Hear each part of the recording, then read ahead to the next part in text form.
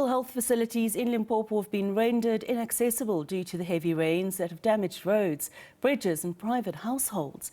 The Limpopo Health Department appealed for patience as water levels subside in numerous communities.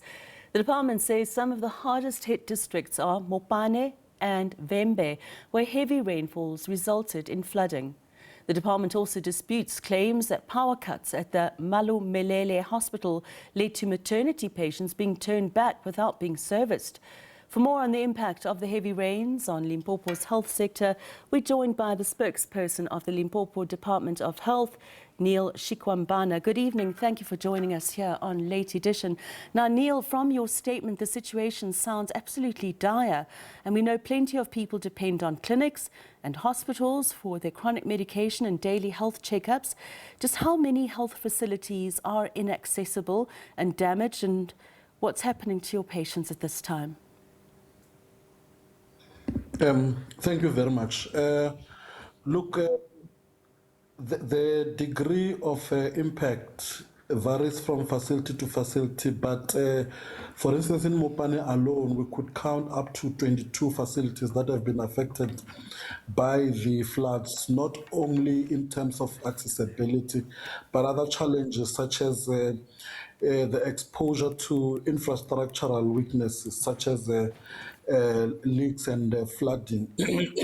So the biggest challenge being accessibility in the main due to the damage in terms of road infrastructure, bridges being washed away, and roads not being able to connect community members to the nearest clinic. Some of the facilities had to be temporarily closed because healthcare workers could not reach the clinics, and therefore there would not be anyone to reach to service communities.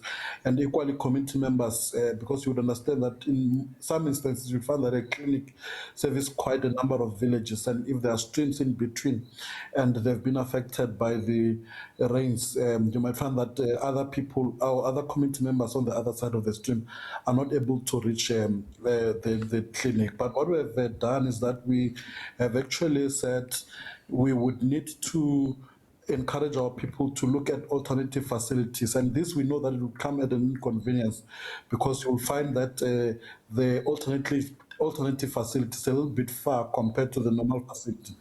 But we understood, because there are issues of chronics, for instance, that people will need to collect chronic medications, and if they are not able to collect in the facilities that they're used to, and we wait until the rains stop, some might even default, or some might even complicate. So hence we had to actually say people need to look for alternative facilities so that we're able to service them.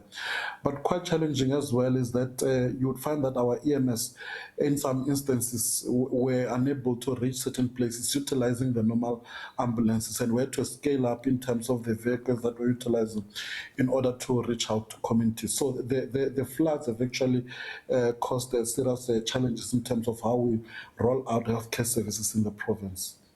Are your staff able to get to work, and do you have enough supplies?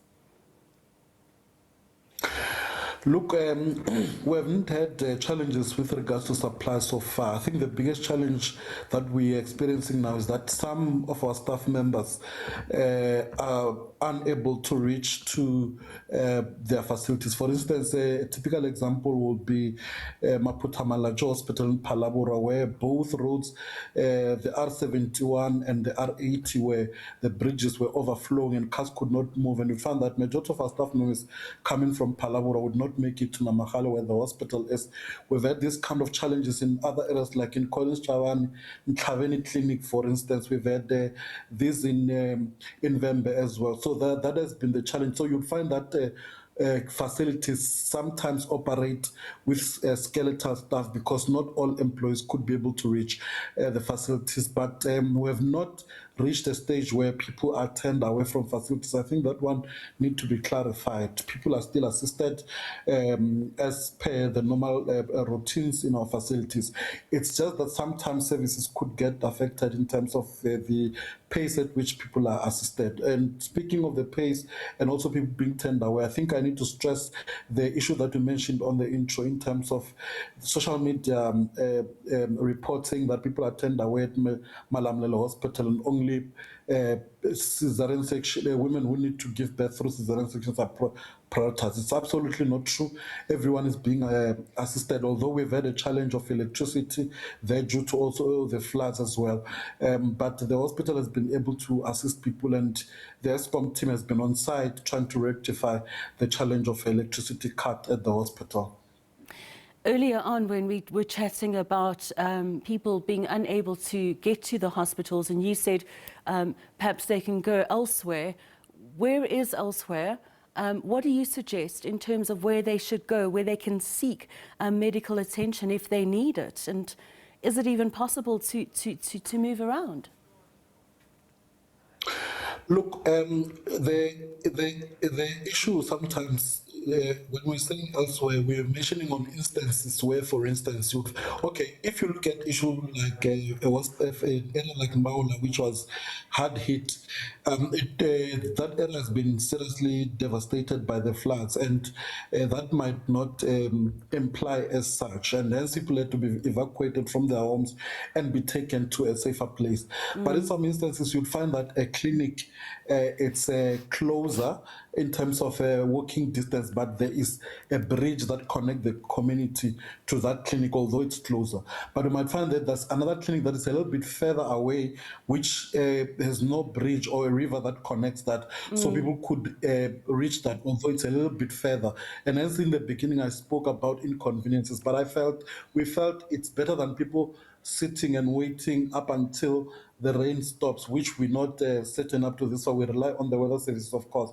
But I'm saying there could be emergency instances where people might need like the chronic medications, for instance, and that is the biggest challenge, because in terms of sicknesses, we could still call the EMS to come and collect the sick people. It has been on the ground since the beginning of our EMS has been on the ground since the beginning of the rains, doing search and rescue, and able to assist in terms of taking sick people to other facilities. But those that need to collect chronic medications, it might be a challenge at that level. That's why we spoke about alternative facilities in this instance.